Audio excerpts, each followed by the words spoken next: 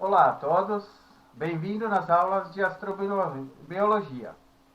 Esta aula será um pouco diferente das outras, as anteriores, porque ela não vai tratar possibilidade da vida extraterrestre como um todo, né? Mas se concentra mais sim, na busca de sinais da vida inteligente. Então, não qualquer uma, mas vida que é já mais avançada. A vida inteligente, como a gente conhece aqui na Terra, né, é vida que desenvolve civilizações. Para manter a civilização, é praticamente óbvio que tem que ser desenvolvido um tipo de tecnologia.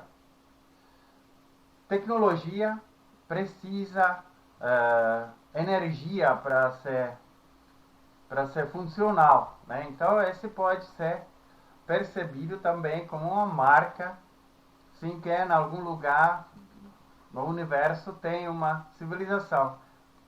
Se a gente vê que lá consumo de energia ou uso de energia é elevado, né? Isso pode levar a percepção que essa vida deveria ser inteligente. Então, por isso, a gente vai abordar primeiro assim, alguma visão como que as civilizações inteligentes poderiam ser desenvolvidas. Esse foi lançado assim pelo Nikolai Kardashev, um cientista russo, como uma escala das civilizações, né? Até hoje se chama a escala de Kardashev, apesar que já foi modificada várias vezes, né? Ele próprio lançou 3 tipos de civilizações avançadas ou inteligentes, dependendo na quantidade de energia que ela dispõe. Então, ele lançou esses 3 tipos de civilizações, tipo 1, 2 e 3. Então, a civilização 1 não é aquela primária, mas é uma civilização que já conseguiu controlar todos os recursos energéticos do seu planeta. Então, a potência que ela pode usar essa civilização assim para sua tecnologia é na casa de 10 elevado a 16 watts, né? Então, esse inclui que a civilização já consegue usar não só assim, os recursos fósseis ou de biomassa, mas também assim, dos ventos, dos mares, dos rios, geotérmicos e assim por diante. Praticamente tudo que a Terra fornece. A gente sabe que Sol entrega mais ou menos 3 vezes 10 a 16ª watts, né? Então é mais ou menos comparável com o que essa civilização teria para disposição. A civilização mais avançada, que chega a nível do tipo 2, então ela não se contém só de controlar a energia só do planeta dela, mas precisa para manter funcionando os avanços tecnológicos, energia na escala com ordens de grandeza 10 vezes maiores do que a tipo 1, né? Então fica na casa de 10 a 26ª watts. Esse tipo de civilização já consegue controlar a energia da estrela e, na verdade, alguns também falam do sistema planetário como um todo. Então, esse seria possível, por exemplo, construindo tal chamadas esferas de Dyson, que a gente vai mencionar um pouco mais tarde. A civilização que chega a nível 3, já pelo Kardashev, deveria controlar a energia da galáxia inteira, né? Aí ele parou, porque na época também não se sabia muito mais sobre estruturas maiores. Então, essa civilização usaria de novo sim, potência com ordens de grandeza 10 a mais do que a segunda, né? Então, ficaria com potência na casa de 10 elevado a 36 watts. Então, esse a gente mal consegue imaginar.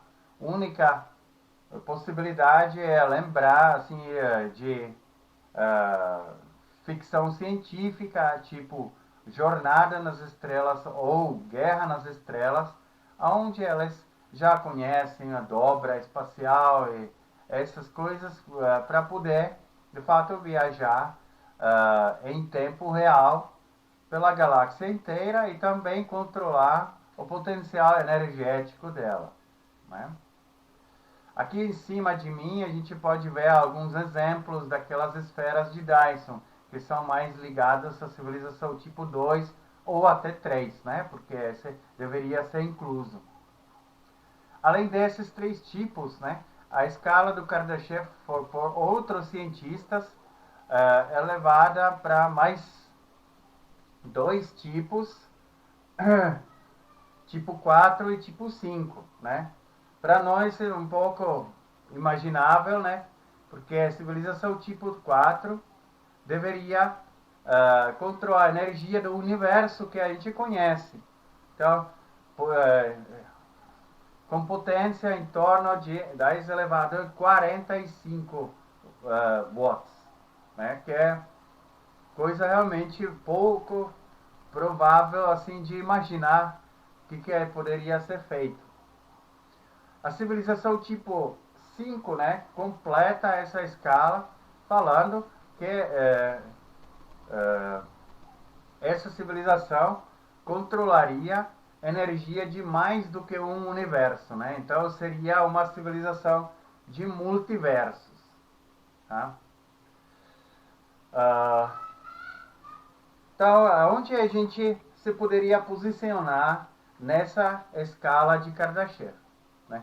Esse foi assim, abordado por o famoso astrônomo Carl Sagan, né, que estava assim, também o fundador de astrobiologia, está envolvido assim nas mensagens enviadas para fora, que a gente vai ver mais tarde também, né?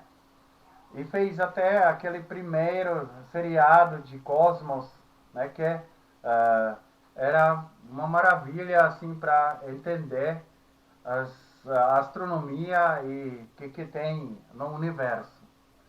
Então ela lançou assim a partir dos valores que o Kardashev mencionou, ela criou uma equação empírica, né, para tiver alguns números fracionais daquela escala.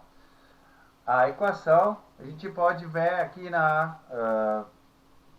gráfico que está do meu lado esquerdo, né, que é sim, o número k, né, que é o nível da civilização, é igual ao logaritmo de potência que a civilização usa, menos alguma constante, aqui é 6, e tudo isso dividido por 10. Essas são constantes empíricas que ela achou, citando, de fato, os dados que seriam relevantes à escala de Kardashev. Então, pela essa equação, a gente fica no nível 0,73. Alguns autores já anunciam que a gente deveria chegar a 0,78. Mas pela equação apresentada seria esse 0,73, ou seja, 73% de completar o nível do Kardashev, assim, tipo 1, né? Então, porque a gente ainda não consegue usar todos os recursos que a nossa Terra nos fornece. Bem, qual é a probabilidade que a gente poderia encontrar alguma civilização que está querendo se comunicar?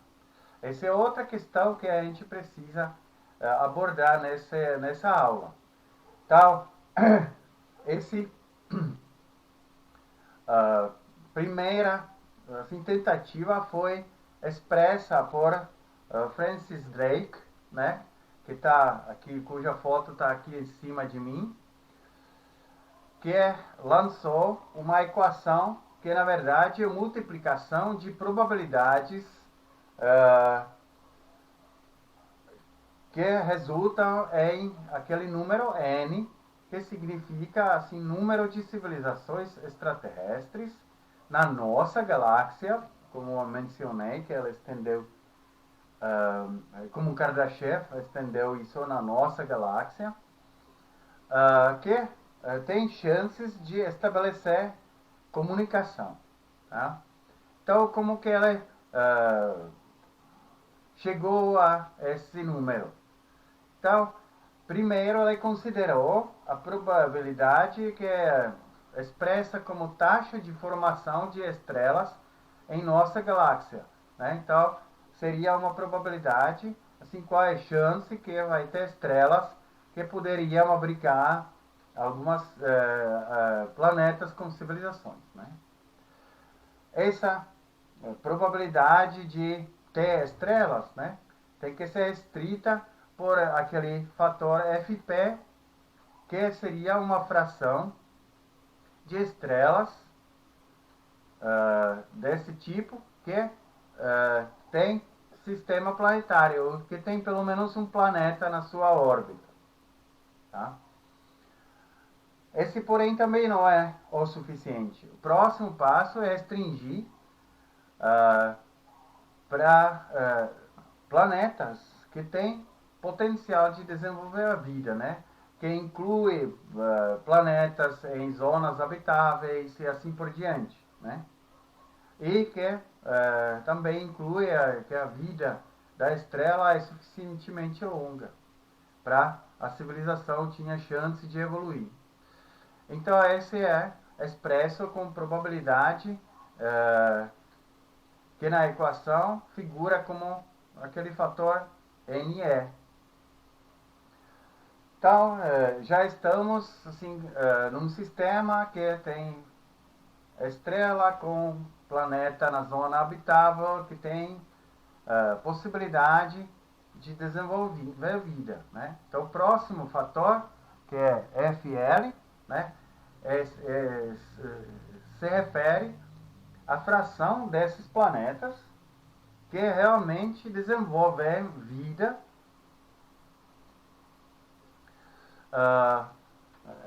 neles. Tá? Próximo fator, né, que é o FI, se refere a esses planetas que não só desenvolvem realmente a vida, mas chegam à vida inteligente. Né? Significa vida complexa, que vive em aglomerações, né? Que pode, de fato, fazer civilização. Então, porém, esse ainda tem que ser restrito, porque nem toda a vida inteligente tem necessidade de se comunicar com os outros. Imaginando que os golfinhos vão fazer uma civilização que será subaquática, né? Então quem sabe que elas vão ter interesse procurar uma coisa que é além daquele ambiente deles. Então, para isso serve o penúltimo fator, FC, né, que mostra a probabilidade de uma vida inteligente que realmente quer fazer comunicação e desenvolve os meios para isso. E por fim, tem o famoso fator L, né, que é, na verdade, assim, originalmente definido como o tempo esperado do envio de sinais, né, que a gente poderia, assim foi definido pelo Drake, mas a gente pode pensar que na verdade isso significa o tempo da vida da civilização, né? A civilização se pode desenvolver os meios para se comunicar com as outras, mas pode também se auto-extinguir, né? Então, probabilidade, quanto tempo de fato dura essa civilização, é contida nesse fator L. A estimação original do Drake foi que deveria ter pelo menos 2 civilizações na galáxia, né? Além da nossa, né? Extraterrestres. Sim, a probabilidade dela era 2,31, né? Então a gente pode ver que ela considerou que a vida, assim, civilizada, com possibilidade de enviar os sinais, tem fator 10.000, né? Porque ela pensou na civilização como um todo, desde o Levanto até hoje, né? Porém, depois os cientistas estavam pensando assim, a Terra tem algumas peculiaridades que, na verdade, são quase únicas no universo, né? Então foi lançada a tal chamada teoria de terra rara, né? Onde as restrições eram muito mais severas, a vida inteligente capaz de enviar sinais foi reduzida àqueles 304 anos, que na verdade após a invenção do rádio, né? Que é a primeira, assim, a possibilidade de enviar sinais para o universo, né? Na verdade, a gente está enviando, sim, porque os raios de rádio, né, eles não seguem só para os receptores, mas se espalham como se fosse uma bolha, assim, da Terra para todos os lugares, né? Então, civilizações que estão hoje em dia na distância de por volta de 300 anos-luz, né, já poderiam perceber que a gente existe pelos sinais de rádio.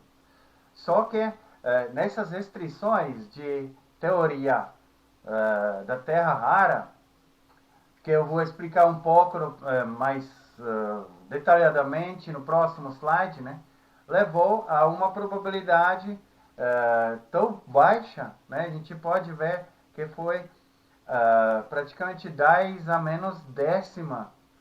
Então, significa que na nossa galáxia, com certeza, não tem igual mundo assim a nossa Terra, que a gente poderia se comunicar. Posteriormente, com o descobrimento assim dos exoplanetas e da quantidade de fato estrelas que tem algum sistema planetário, foi revisado esse modo de teoria da Terra rara. Só que assim, eram tão otimistas, né, que conseguiram chegar ao número de 156 milhões de civilizações que estão aqui na galáxia da Via Láctea. Então, a gente pode ver que essa equação do Drake, ela, de fato, descreve a possibilidade de achar existência da civilização aqui na galáxia, só que como é a multiplicação de várias probabilidades, né? Então aquele número n varia muito, considerando um pouquinho de cada fator de probabilidade contido nessa equação. Então de milhões para 10 a menos décima, né, é muita diferença. Falando daquela terra rara, né? Então, as improbabilidades eram condicionadas por vários fatores, né? Primeiro fator foi localização certa do sistema planetário, né, na galáxia. Então, a gente já se mencionou na outra aula que é uma zona galáctica habitável, né? Ou zona habitável galáctica. Então, se o astro ficar fora dessa zona, né, vai ter pouca probabilidade que se desenvolve a vida sim, nos planetas que orbitam aquele astro, né? Então, de vários assim fatores, né? Então, um dos mais pesados, né, é que a galáxia deveria ter núcleo inativo, né? Não deveria ser como um quasar, porque esse seria luminoso demais. Tá? Agora, outro, também a gente se mencionou no condicionamento cósmico, né, que nosso Sol é perto de raio de corrotação dos braços e das estrelas na nossa galáxia. Significa a velocidade da rotação tanto de braços como a estrela é praticamente a mesma, que faz assim entradas e saídas da estrela para os braços, onde a concentração estelar é muito maior, bem devagar ou bem lenta, né? Então, isto que de fato dá uma chance que a vida se desenvolve, né? Que não tem muita probabilidade que será perturbada por presença de uma estrela próxima, que poderia acabar com a regularidade das órbitas e assim por diante. Tá? Além disso, né, então no nível assim, do sistema planetário, né, tem outras restrições. Deveria ser a estrela do tamanho certo, né? Então, que poderia ter assim, zona habitável assim, planetária. Então, a gente se falou na aula de zona habitável, né, que ela também varia, assim, a distância dela varia com massa, ou seja, a luminosidade da estrela. A gente sabe que nem todas as estrelas podem assim, ter zona habitável, só aquelas que são entre classe F e K, significa os anões estelares, né?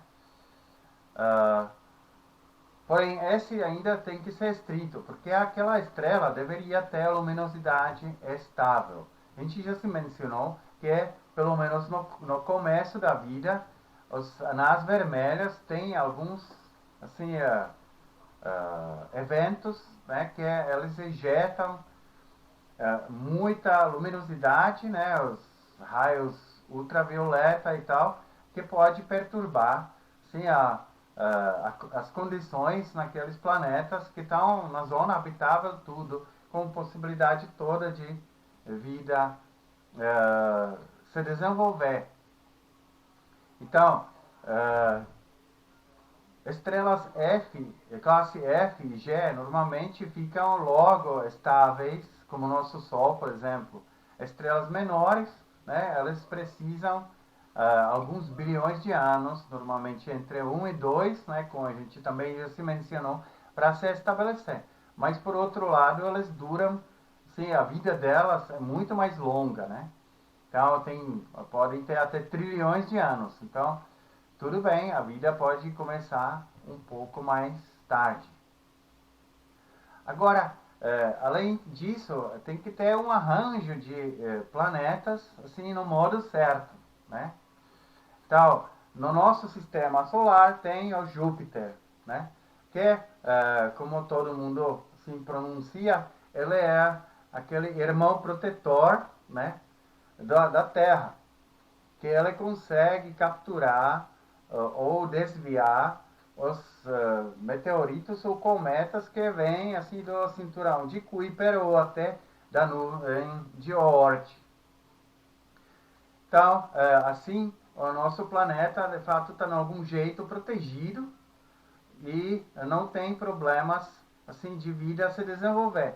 Se não tivesse jupiteriano, então o planeta teria uma probabilidade muito mais alta que a vida seria extinta inúmeras vezes por algum impacto de um meteorito, né?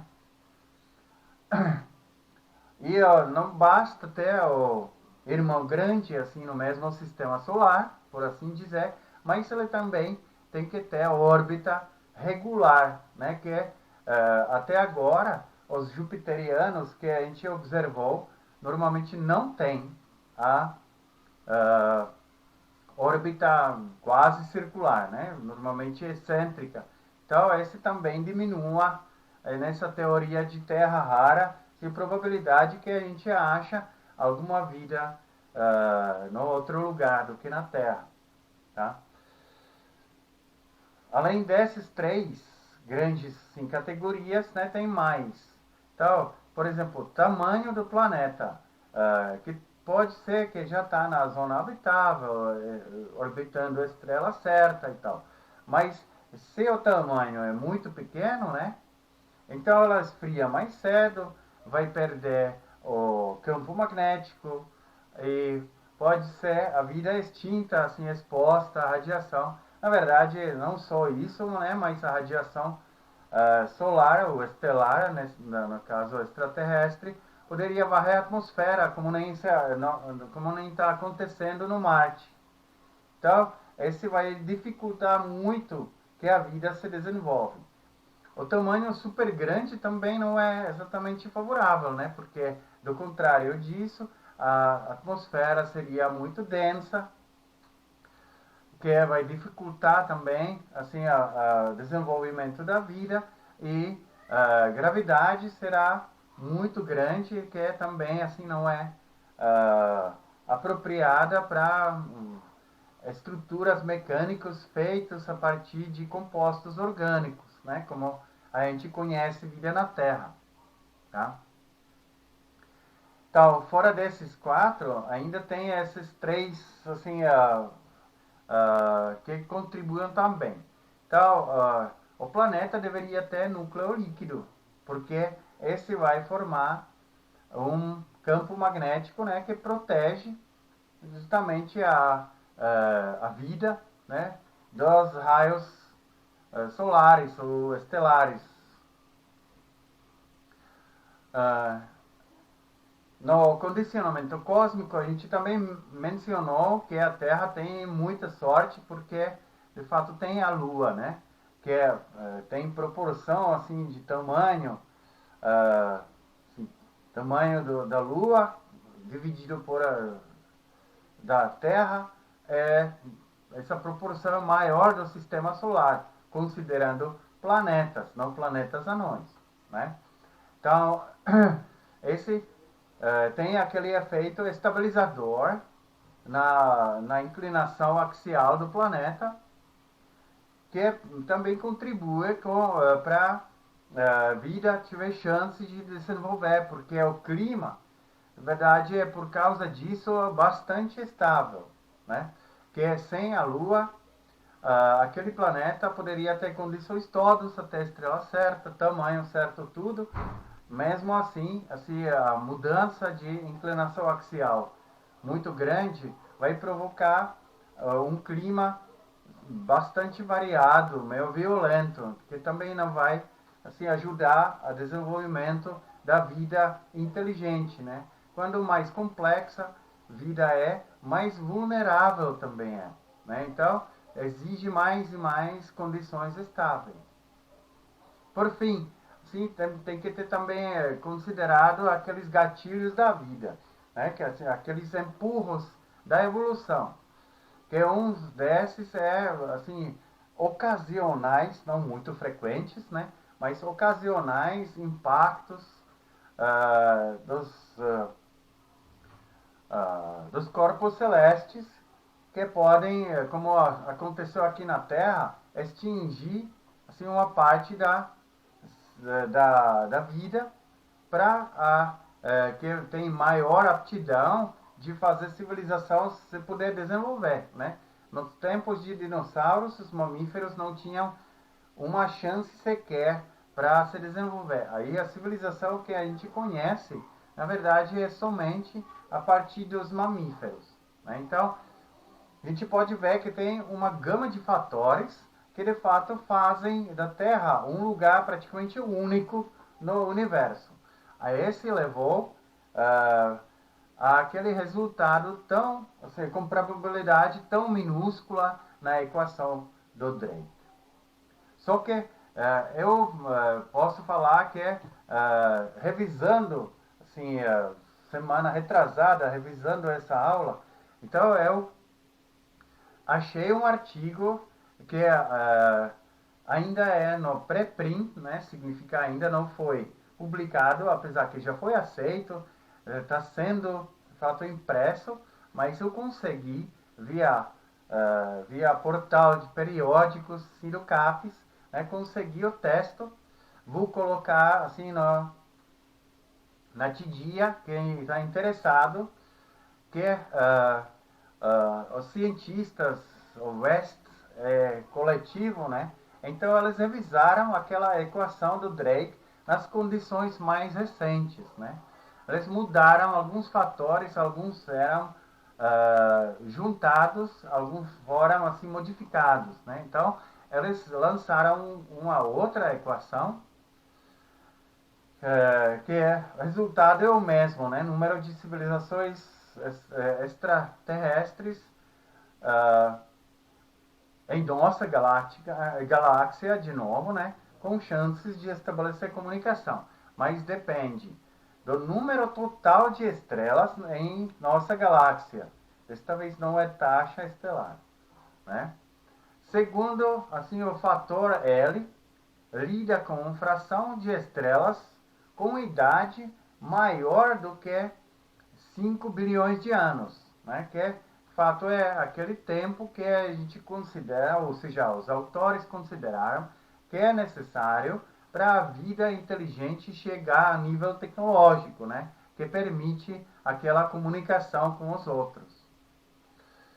Esse tem que ser ainda restrito por fração dos planetas com alta semelhança com a Terra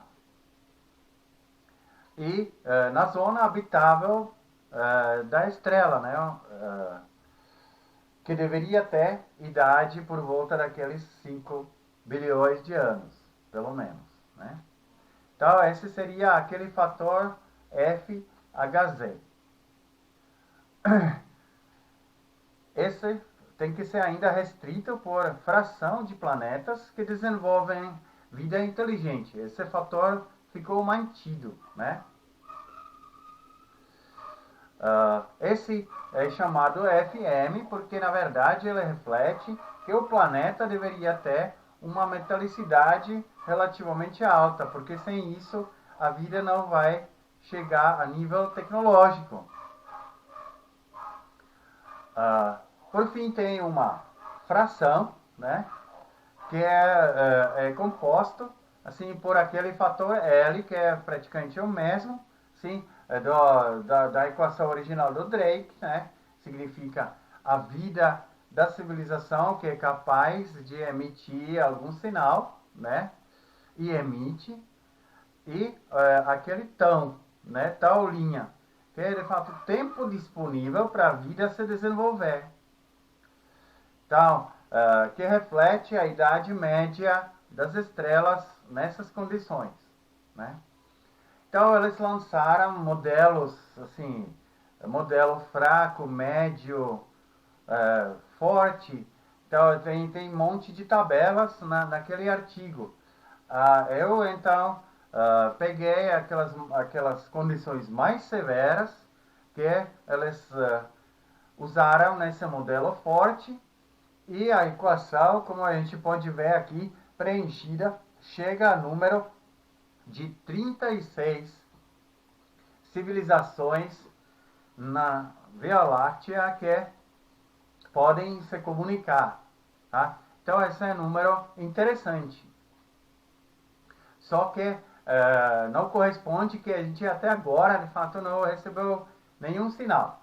Esse eles lidaram porque eles também calcularam um outro fator, que é a estimação da distância máxima dessas civilizações de nós, né?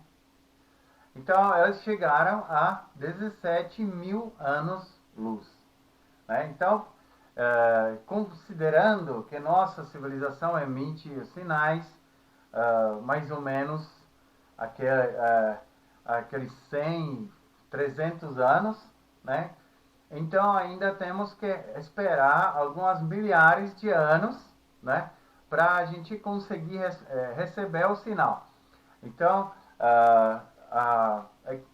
esse trabalho deles, de fato, também tenta explicar porque mesmo que tem 36, pelo menos, né, porque os modelos mais fracos chegam a milhares ou dezenas de milhares de civilizações. Né? Então esse é o modelo mais restritivo. Então, mesmo que tem, sei lá, dezenas de civilizações lançadas pelo esse modelo mais severo possível, então a gente não precisa necessariamente receber o sinal, né? Porque elas estão tão distantes que o sinal deles ainda não chegou. Tudo bem? Então, lembram que, de fato, o diâmetro da Via Láctea é 100 mil anos-luz, né? Então, esse não é em distância muito grande, assim, comparando com as distâncias galácticas mesmo, tá? Então, mas vamos esperar. Eu gostei desse artigo. Tomara que é assim que eles falam, mas acho que nossa e próximas gerações ainda não vão ter muita chance, né? Isso também explica aquele paradoxo de Fermi, né? Que é já faz um tempinho, né? Lançou assim uma contradição, né? Que ele considerou assim as possibilidades da civilização nossa, que na verdade deveria levar uns 5 a 50 milhões de anos para conseguir viajar para a galáxia. Tudo bem, né? Considerou que assim a escala, que é nossa galáxia tem entre 200 e 400 bilhões de estrelas, né?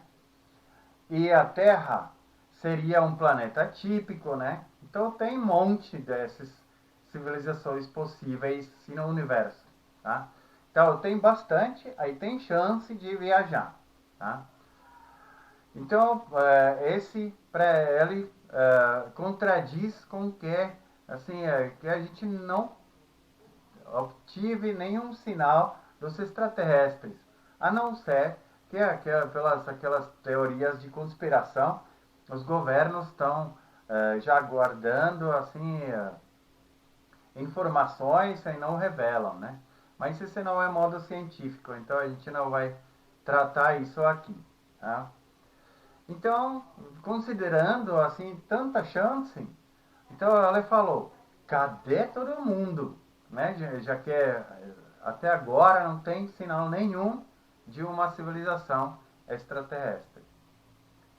Então, isso levou a perguntas, né? Por que não há presença de alienígenas nem de seus artefatos aqui?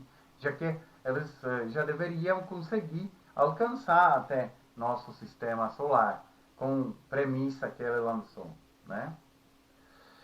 E outro, por que nós não vemos nenhum sinal de vida extraterrestre inteligente?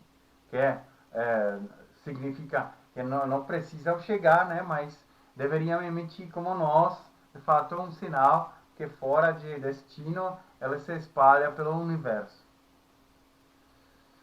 Bem, tem também explicações variadas. Uma é daquele artigo que mencionou no slide anterior. Mas tem mais, né? Porque a falta de comunicação poderia ser por causa que existem comunicações, pode ser até muitas, só que são no nível que a gente não consegue detectar. Tá? A gente vai ver daqui a pouco assim, sobre aqueles fast radio bursts, né?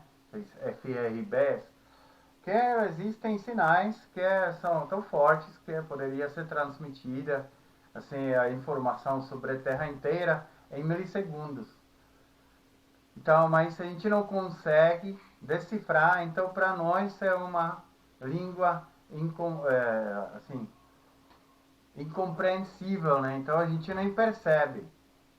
Então essa é uma possibilidade.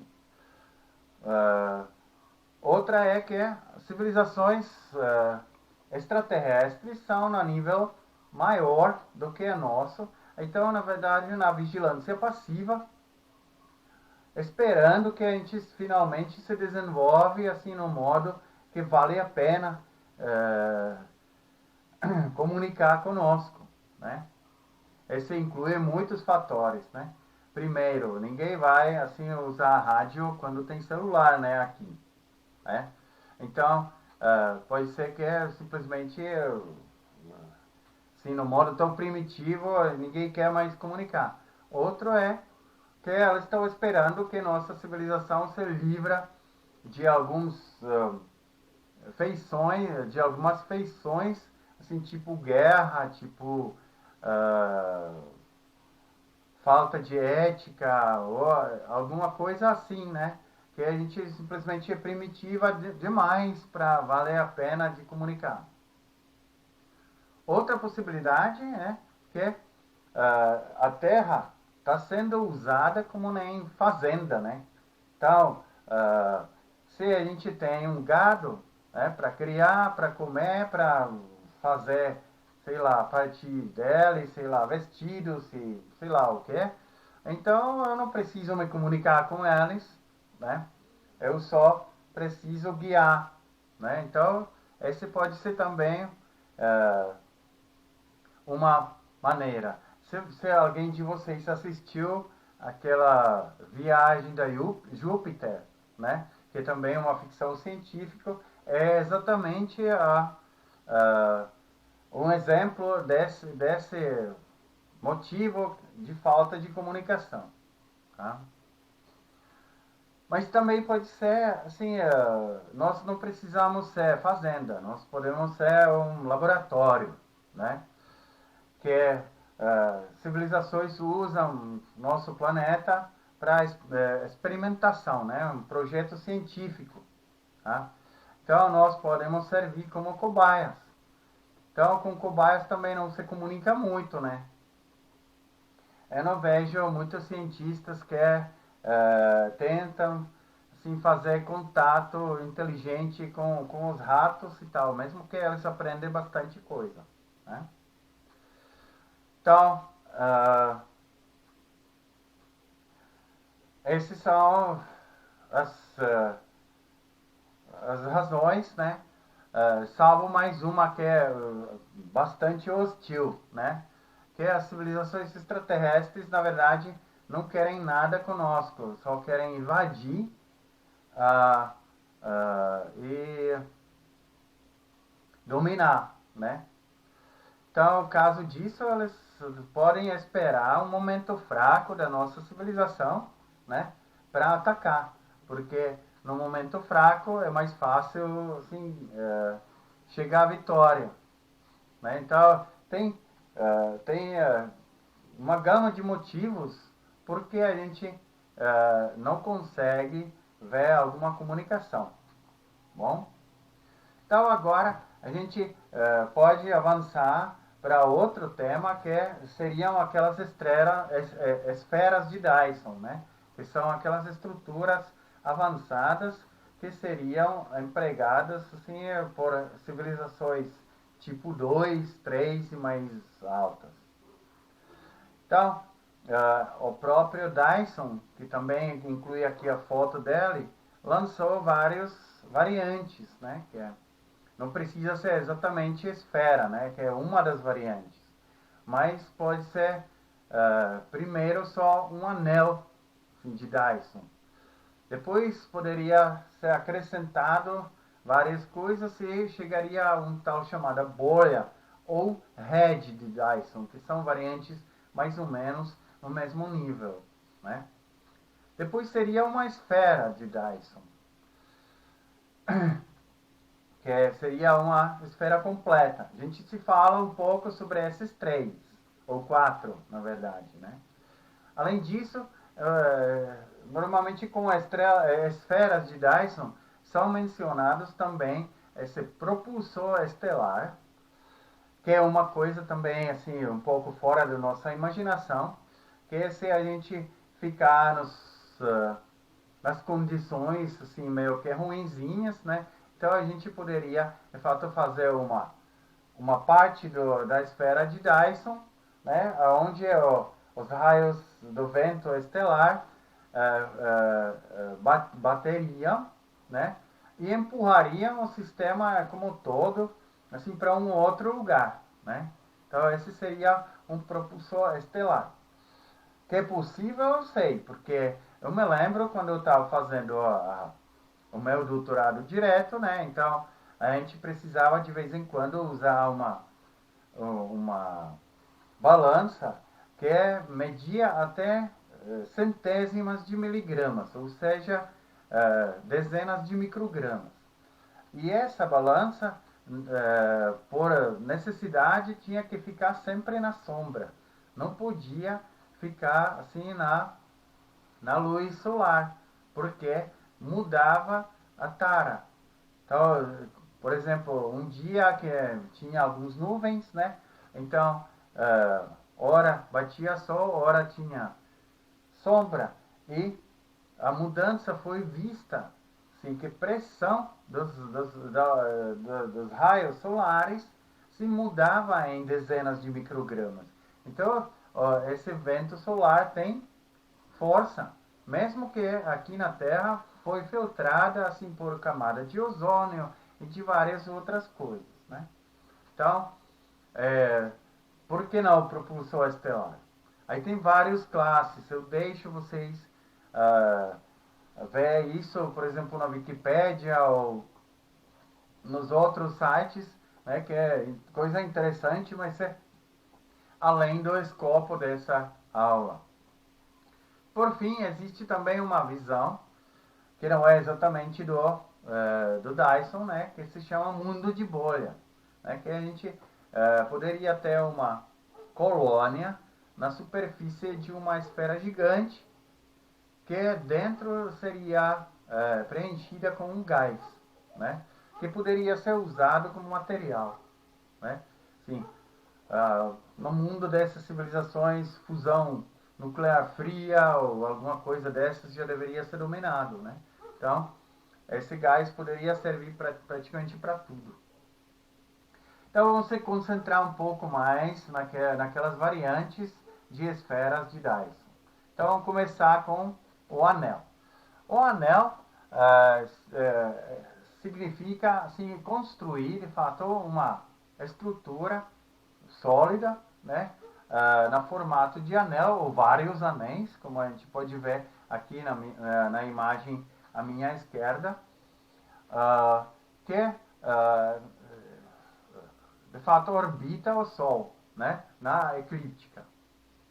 Então ela fica estável, não tem problema orbitar assim,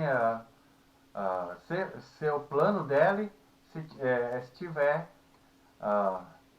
assim na eclíptica, ou seja, o eixo de rotação seria perpendicular à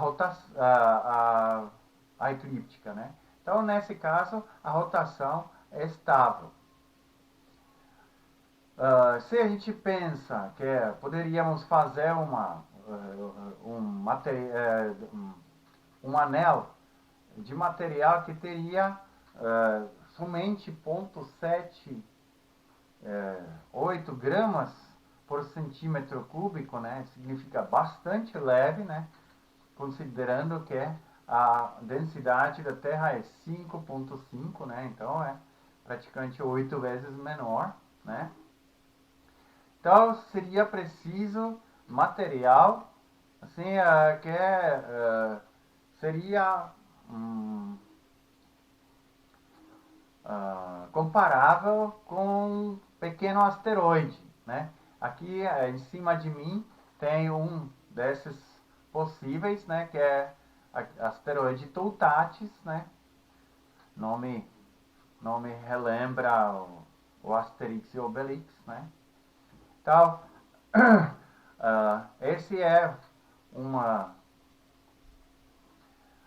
asteroide que tem aqueles 10 a 14 quilogramas de material que poderia ser usado, sim, para construir esse anel. Então, ele é relativamente possível de construção, apesar que a gente sabe que assim, para capturar energia pelo esse anel, a gente precisaria provavelmente muito mais metais do que aquele Toutatis tem, né? Então, esse vai elevar o tamanho, sim, do corpo celeste que poderia ser aproveitado para construir esse anel. Então, esse anel é relativamente estável, já capta muito mais energia do que a Terra, né? O anel é considerado construído assim naquela distância do Sol, numa unidade astronômica, né? Como a Terra, né? Então, por isso o material também corresponde ao que eu mencionei. Porque esse é na zona habitável, então o material suportaria a energia que chega a ele, né? Mas, assim, em vez de uma bolinha, né, que de fato vai pegar menos do que, sei lá, um milésimo da energia desse anel, né? Então já é um grande avanço de energia. Só que é só um anel. A gente poderia estender isso, fazer tal chamada bolha ou head de Dyson, né? Que seria ou o head de tal chamados estatitas, né? Que são tipo satélites estacionários, né? Por isso esse nome. Só que eles não seriam na órbita assim no plano, né? Mas faria um tipo de esfera assim, furada, né? Em volta do Sol. Então aqueles satélites que são fora da eclíptica, aí seria muito mais difícil coordenar que eles de fato orbitam naquela órbita fora do plano, né? Poderiam ser também anéis, né? Assim que formam uma rede, né? Só que já que não todos podem ficar no plano, né? Então eu também enfrentaria uma dificuldade grande, assim, de estabilizar esse sistema, tá? Uma das possibilidades é assim controlar tudo assim por alguns sinais de laser, mas isso significa drasticamente diminuir a eficiência dessas bolhas ou redes, né? E material também seria muito, assim, para material esse projeto seria muito mais exigente. Já precisaria massa que equivale a um planeta anão, né? Por exemplo, aqui tem esse asteroide grande, tipo Pallas, né? Mas então, de novo, pensando que a gente precisaria mais os metais, não no modo astronômico, mas no modo químico, né? Porque elas podem fazer as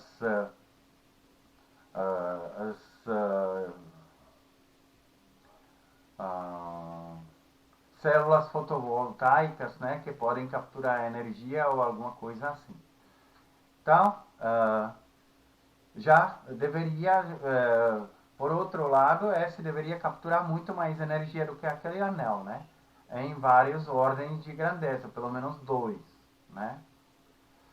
Então, por fim, a gente poderia construir uma esfera sólida, ou seja, vazia, né? Mas sólida em volta do Sol.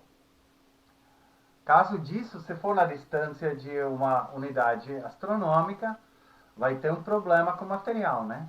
porque você precisaria tanto material que corresponde praticamente a 1/10 de Júpiter, né? Então, só que Júpiter, assim, é feito de hidrogênio, de hélio e alguns tiquinhos de outros materiais, né? Então, esse seria muito difícil de achar no sistema solar, já que, se vocês lembram, o Sol, quando o nosso sistema solar se formou, então, ele capturou, sei lá, uns 98% de material.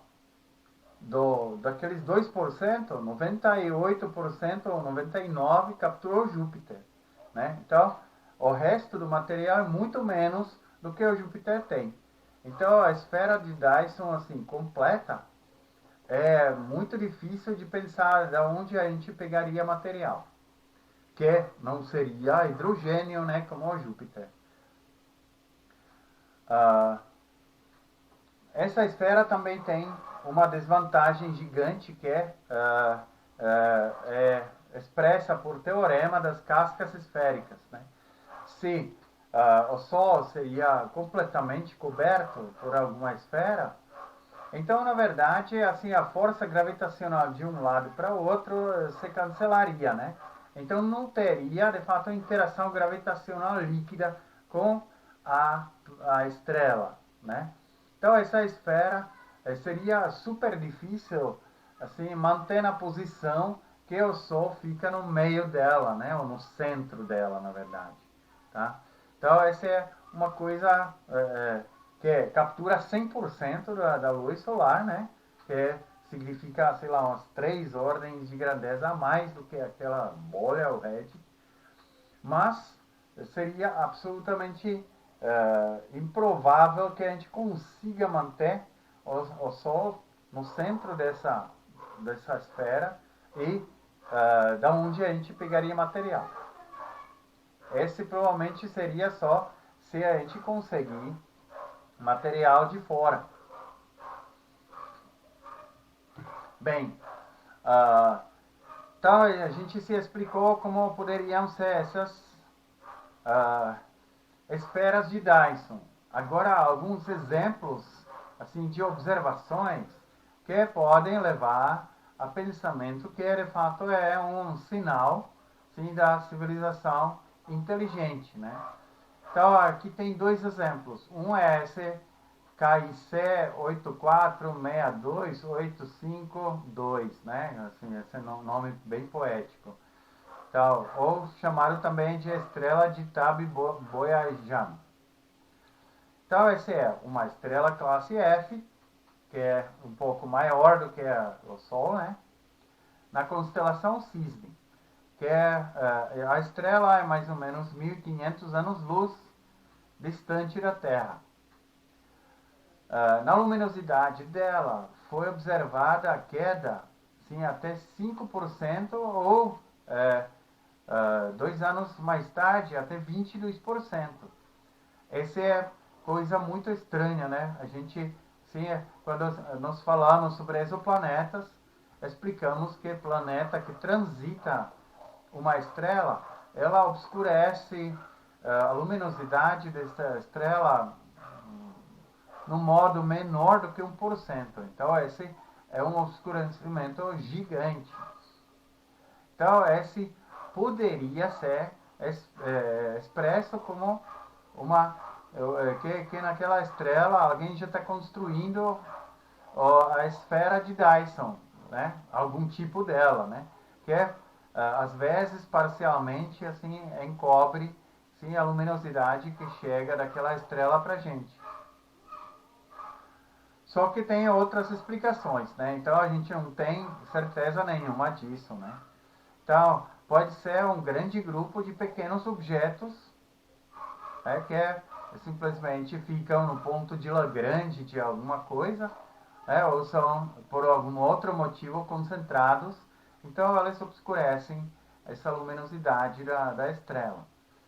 Pode ser também assim que é um planeta que foi pulverizado por algum impacto com outro planeta, né? Então, caso disso, o resultado seria o mesmo como a primeira explicação não ficção científica, né?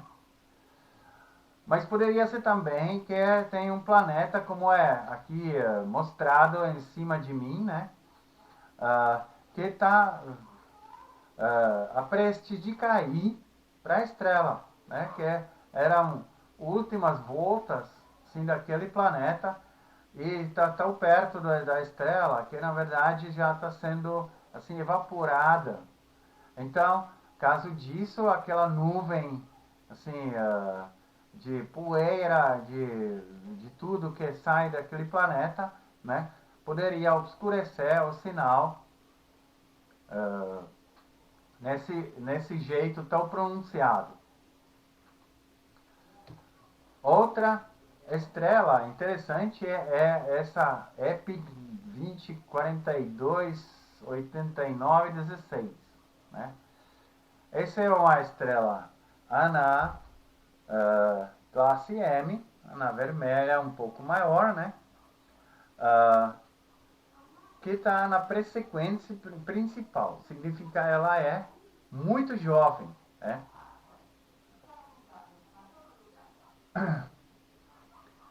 Ela praticamente, assim, está estimado que tem 5 milhões de anos, tá?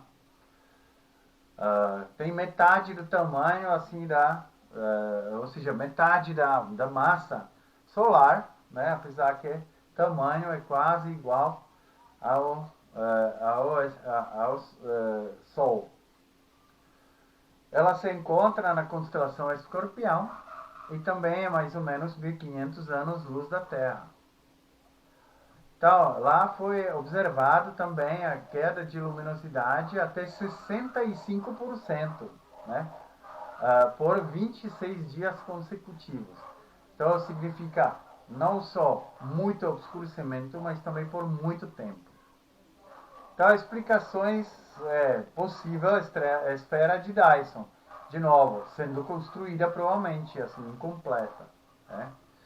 Mas poderia ser também, já que a estrela é muito jovem, né? Então, o mais provável é que é disco planetário, que tem algum tipo de precessão, se for possível, né? E obscurece às vezes a luminosidade da estrela. O disco não é homogêneo, não tem precisão, mas os planetas, vocês lembram que Júpiter se formou nesse tempo assim de 5 milhões de anos, mais ou menos, né? Então pode ser que parte da nuvem já está consumida, parte ainda não. Aí você faz esse obscurecimento assim, tão grande dessa estrela, tá? Então, nada convincente assim que a esfera de Dyson. Bem, então esse foi sobre essas possíveis assim assinaturas, né, que a gente poderia observar alguma civilização pela construção de uns projetos, né, que são além do nosso nível de civilização visto por escala do Kardashev, né? Mas não precisa ser só isso, né? A civilização também pode enviar sinais, querendo ou não, né? Que a gente também envia aqueles sinais de rádio sem querer para espaço, ou até com querer, assim como a gente vai ver no final dessa aula, né?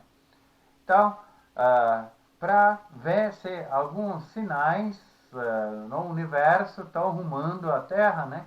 Então, foi fundada, sim, pelo Drake, Carl Sagan, né? Já que eu mencionei eles, né? E outros, sim, tal chamado instituição sem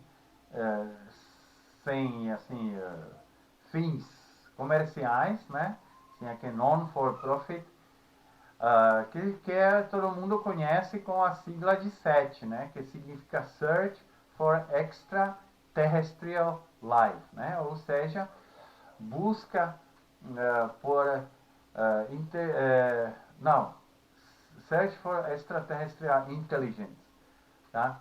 Então, em português seria busca por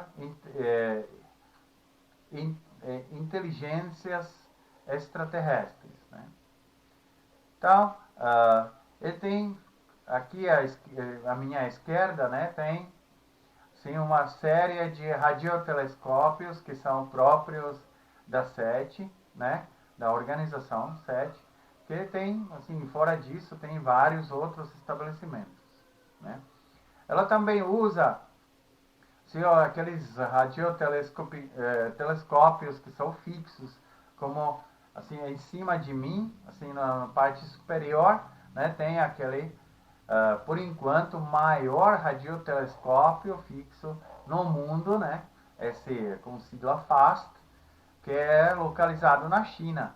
Ele tem meio quilômetro em diâmetro, então ela pode capturar sinais bem fraquinhos. Talvez, eu não sei se vocês respondem a isso, quando eu estava fazendo postdoc em Campinas, então eu respondi que eu deixei meu computador assim para uso da SETI, né, que a gente pode ver que eles usam, sim, eles pedem ajuda para, de fato, calcular resultados a partir dos sinais que eles capturam, então pedem ajuda, quem deixa um tempo computacional para eles, né? Então eu também deixei. Eles não exigem muito. Eles falam assim, só deixa o computador ligado e com prioridade baixa a gente vai usar. Então se você usa, a gente usa pouco. Se você deixa o computador ocioso, a gente usa um pouco mais, né? Então esse também existe rede de computadores, né, que ajudam sim, a extrair informação dos sinais capturados por SETI. Também entre os fundadores é aquele Shostak, né, que é também muito conhecido. Seth Shostak, né, como se chama, astrônomo, astrofísico, né, que é também um dos fundadores dessa organização. Eu lembrei agora. Então, alguns sinais capturados por SETI, né? Então, não posso falar sobre esses sinais a não mencionar aquele sinal conhecido como o sinal WOW, né? Que escreveu o cientista quando de repente viu assim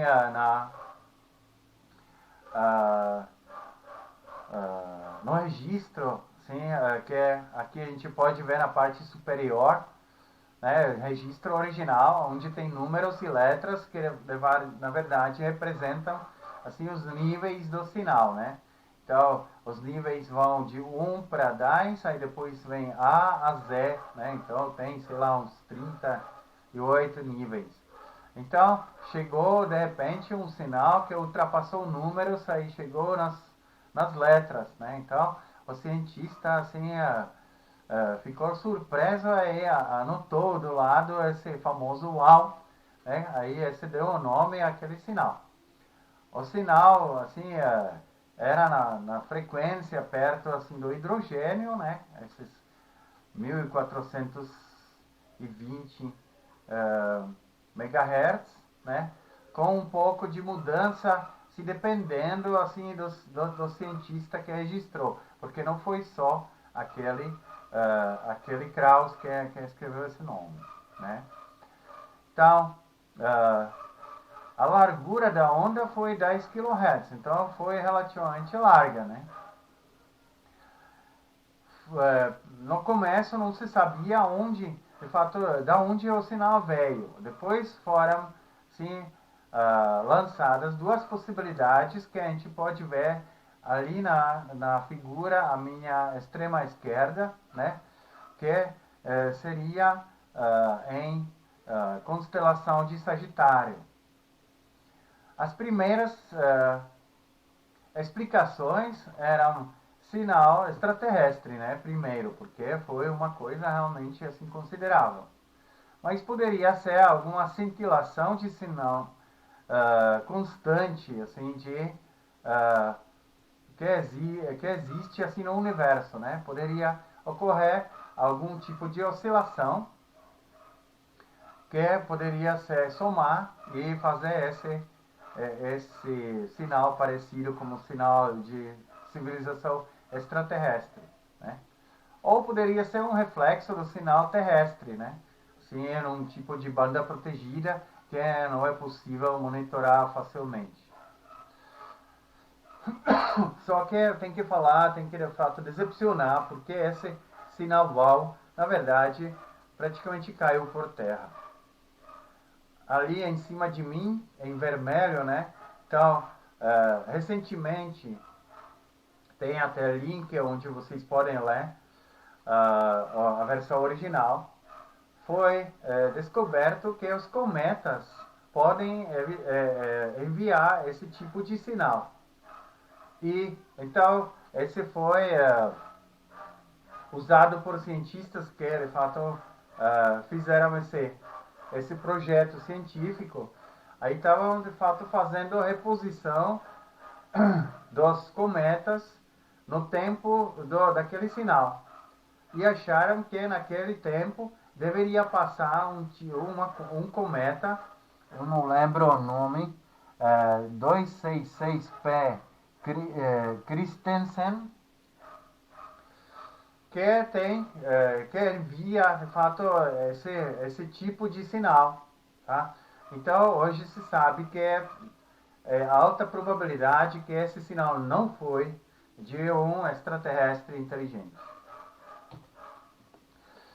Tem outros, né? Tem aquele sinal, assim, HD 184595, né? Que veio de uma estrela tipo G, isto é, tipo Sol, da distância de mais ou menos 100 anos-luz, né? Da constelação de Hércules. Aqui à minha esquerda tem a representação assim crua, né, dos dados do sinal, como ele chegou. Esse sinal tem frequência muito maior, estava em 11 GHz, né? Então, frequência 1000 vezes maior do que o voo, mais ou menos, né? E a explicação dele era que poderia ser um farol isotrópico, sim, da civilização tipo 2, né? Significa um sinal de localização, sim, como nem a gente usa os faróis aqui nos mares.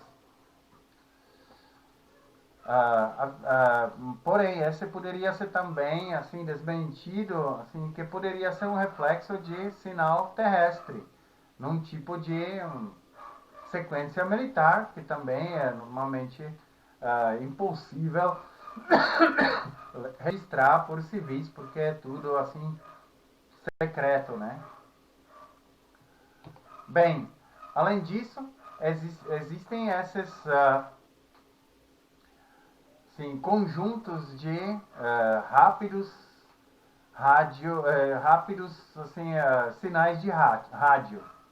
São uma série de impulsos, né, em milissegundos. Como eu mencionei bem no começo dessa aula, eles são assim enviados de uma longa distância. Então, a energia para enviar eles deveria ser gigantesca. Então, no caso disso, o sinal poderia conter uma informação codificada, assim, também com um conteúdo muito grande. Tá? Então, a origem desse sinal que foi observado, que está em cima de mim, assim mostrado, então ele veio de um meio extragaláctico, não era da nossa galáxia, né? Então, fora da explicação que poderia ser um sinal extraterrestre, né? Tem que considerar que pode ser algum tipo de dispersão interestelar, né? Que o universo não é espaço vazio, né? Então pode acontecer que perturbando, sei lá, algum raio, assim aconteceu isso, assim passando algum objeto. Lembram que a gente se falou que na dança de planetas, quando se estabelece um sistema, então, sistema planetário, então pode ser, alguns planetas podem ser ejetados e podem ficar como se fossem planetas órfãos, né? Órfãos, ou assim, né? Então, esse poderia ser alguma causa disso, tá? Ah, então, já que também a gente tem que considerar que nessa dispersão poderia ter ah, sim, algum tipo de interferência que levaria ao aumento desse sinal, porque a velocidade do sinal em vácuo não depende, né? Ah, ou seja, velocidade do sinal não em vácuo, ou seja, em não vácuo, né? Então depende da onda, tá? A velocidade desse sinal. Então, se passar por alguma coisa transparente, mas com massa, então poderia se atrasar e depois com o sinal que não passou por essa massa, poderia interferir, fazer esses bursts, né? Esses conjuntos de sinais, né? Também se considera possível a colisão de duas estrelas de nêutrons, né? Que podem provocar, assim, quando elas estão já perto uma da outra, então pode acontecer algumas, ah, assim, alguns ejeções assim, de material que poderiam ser superluminosos, né? Então, os sinais tem vários outros, eu coloquei aqui alguns exemplos, né? Ah, e nenhum deles, por enquanto, assim foi suficientemente convincente que seria sim, de uma civilização extraterrestre, né? Então a gente, por enquanto, não sabe com certeza se tem ou não tem alguma civilização extraterrestre. Por isso, assim, foram lançados assim, novos projetos, né? Então, um desses é esse projeto que se chama Breakthrough Listen. Significa escuta assim, em grande escala, seja mais ou menos traduzido, né? Então, esse é um projeto que busca comunicações inteligentes extraterrestriais no universo, assim, no nível mais alto do que o SET faz até agora, né? Então, é ligado àquele multimilionário, né, de Yuri Milner, que tem algumas iniciativas, né, sobre isso. É um dos projetos que ela financia. Então, esse projeto começou em 2016 e deveria durar por volta de 10 anos. Só que ele deveria ter mais alvos do que 7 tem, né? Então, ela tem aqui uma lista inteira dos alvos, né? Então, primeiro, todas as estrelas próximas, né? Que são mais perto do que 5 parsecs, ou seja, sim, uns 18 anos-luz daqui, né? Depois inclui 1.000 estrelas de todas as classes, que são até 10 vezes mais longe, né? Depois ainda 1 milhão de estrelas próximas, sim? Uh, depois ainda regiões centrais de pelo menos 100 galáxias. E ainda sim, inclui também observação de estrelas exóticas, né?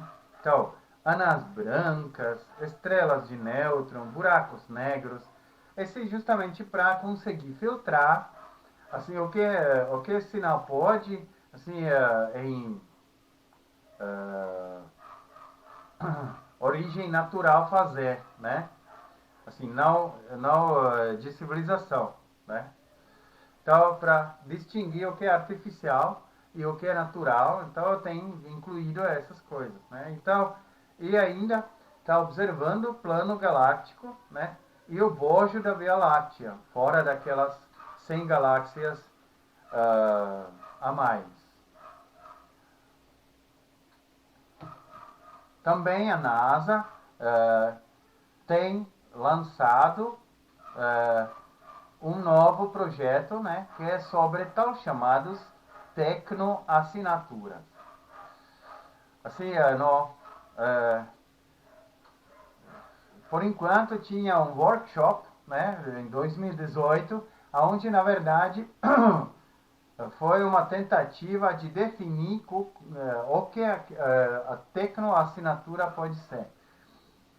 Esse termo vem assim com semelhança da bioassinatura, né, que a gente já mencionou na outra aula, que são assinaturas assim de atividade da vida, né, que tem alta probabilidade que a vida tem que fazer e baixa probabilidade que seja feito abioticamente. Então, tecnoassinatura é também um tipo de assinatura que tem alta probabilidade que seja feita por alguma civilização e baixa probabilidade que poderia aparecer sem uso de algum tipo de tecnologia. Né? Então, exemplos aqui são mencionados. Né? Então, podem ser alguns radioemissoras, né? Como a gente também tenta, como a gente vai ver daqui a pouco. Pode ser também emissão de laser, né? Lembram aquele farol isotrópico que foi mencionado num desses exemplos do possível sinal da inteligência extraterrestre. Então, esferas de Dyson, né? Que é também um tipo de tecnoassinatura, né? Também podemos considerar que às vezes a gente consegue, assim, no exoplaneta, observar assim, a atmosfera. Então, se tiver a atmosfera muito poluída, ou a luz refletida ainda do lixo espacial, como por exemplo em volta da Terra já temos, né? Então esse também pode ser considerado como uma tecnoassinatura, né? E além disso também poluição luminosa, né? Assim, como a Terra gira e não é acoplada pelo maré com o Sol, né? Então daria para ver algumas modificações quando ela transita na frente do Sol, né? Se for assim uma região populada assim com luminosidade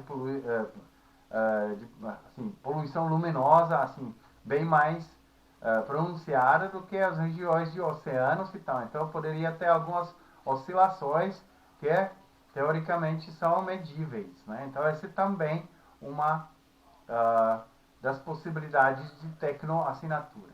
Aqueles fast radio bursts, né, que a gente se mencionou como um exemplo, também podem ser considerados, apesar que não é tecnoassinatura muito forte. Mas como é possível, como um tipo de comunicação, assim, de transmissão de muitos dados, né? Então tem que considerar isso também como tecnoassinatura. Tá? Então eu não sei muito mais sobre o projeto, porque na NASA ainda assim se define como que será o projeto de fato realizado. Bem, então até agora a gente falou assim de uma versão passiva de perceber comunicação, né? Recebendo a comunicação. Só que existe também parte ativa, assim, enviar um tipo de comunicação para o universo. Um dos clássicos exemplos são as placas que se encontram assim nos corpos dos Voyagers, né? Então aqui tem, primeiro Voyager tinha essa placa de ouro assim quadrada, né? Segundo tinha aquela redonda. Então elas contêm muitas informações, né? A primeira foi mais simples, mas continha muitas informações, né? Aquela aquele ponto com raios que estão indo assim para longe, assim nas retas dele, é na verdade assim, aquele centro é nosso sistema solar e aquelas linhas, na verdade não são linhas, mas são informações binárias sobre a distância de alguns pulsares, né, em nossa volta. Então, como se fosse mapa onde se encontra nosso sistema solar, porque cada pulsar tem própria frequência que é única a ele, né? Então, eles servem como realmente assim uns faróis passivos, né? Mas faróis na galáxia. A informação binária, de fato, é tentada explicar em cima dessa parte, né? Naqueles duas bolinhas ligadas que representam molécula de hidrogênio, né? Aí então, já que tem dois, né? Então explica-se assim, nesse jeito, assim, sistema binário. Embaixo, né, tem descrito o sistema solar, ainda com o trajeto do Voyager 1, né, como ele passou por ele e aonde ele saiu. Na parte direta tem assim, a aparência dos seres humanos, né, e atrás deles tem a imagem do Voyager, né, estilizada, para mostrar que de fato é coisa que a gente enviou, né, que não é coisa natural. No Voyager 2 tinha esse disco de ouro, não sei se for só ouro, né? Que continha assim, também esses sinais para localizar nosso sistema solar e informações parecidas como na Voyager 1. E no outro lado, na verdade, esse disco é parecido com um vinil, porque tem gravado assim amostras assim da civilização humana. Tem poemas, tem músicas, tem noticiários, tem vários assim pronúncios e tal. Então tem uma amostra complexa dos sons assim que a nossa civilização poderia usar. Que o intuito é que de fato é a amostragem bastante avançada para o extraterrestre poder decodificar de fato nossas línguas ou nossa língua. Bem, além disso, outro assim sinal enviado mais conhecido é essa mensagem de Arecibo, né? Que se encontra no Porto Rico, né? É um radiotelescópio. Esse foi assim uma mensagem composta assim por 1679 dígitos binários, né? Que assim transmitiam um tipo de imagem que a gente pode ver acima de mim, né? Então, parte branca, de fato, representa assim os números, para eles souberam que a gente está usando assim sistema decimal. Depois vem assim elementos de DNA codificados. Depois, a parte verde são nucleotídeos, como pedras fundamentais da nossa molécula de informação, assim, informação da vida, né? Que, consequentemente, abaixo disso, naquela parte azul e branca, é mostrado assim, que a gente usa essa dupla hélice, assim como o DNA, e dentro tem uma parte da sequência, né, usando aqueles símbolos verdes. Abaixo disso é um ser humano, né, estilizado, para eles souberem como a gente parece, com alguns detalhes de novo no sistema binário. Na parte amarela, né, é representado o sistema solar com mais ou menos tamanhos, assim, das partes. A Terra está assim deslocada para cima, que assim, sentido aquele humano que é o nosso planeta. E por fim, tem a imagem do telescópio do Arecibo, né, que enviou essa mensagem. Essa mensagem foi enviada em 1974 e tinha vários destinos, assim, que não me lembro agora. Mas além desse, tinha vários outros. Aqui tem uma listinha que assim, muda assim, de referência para referência. Essa parece mais completa que eu achei na Wikipédia, mas ano passado e agora eles já mudaram um pouco como que é. Mas ainda tem uma lista que vocês podem, se vocês clicam nesses links, vocês podem ver assim, que tipo de mensagem foi enviada. Então eu posso, assim, que me lembro, então, por exemplo, primeiro aqueles de 1962, aquela mensagem em código Morse foi enviada pelos russos, né? Aí na plena, assim, Guerra Fria, né? Então eles mandaram 3 palavras. Primeira foi Mir, depois foi Lenin, aí depois foi SSSR, né? Que é Mir em russo significa paz. Lenin é o líder comunista, né? E essa sigla, né? É sigla para aquela União Soviética das repúblicas socialistas. Né? Então, foi um pouco tendencioso político, mas foi o primeiro sinal. Né? Depois veio aquele de Arecibo, que a gente viu no slide anterior. Tem 2, assim, aquele Cosmic Call 1 e 2, né, que eram compostos assim, de várias mensagens, incluindo repetição daquela mensagem de Arecibo. Né? Então, era a sequência de vários tipos de mensagens, normalmente codificados, assim, numa linguagem especial que era, assim, servia como guia, assim, no tipo de imagens, né? Guia para entender do que a gente quer falar, né? Porque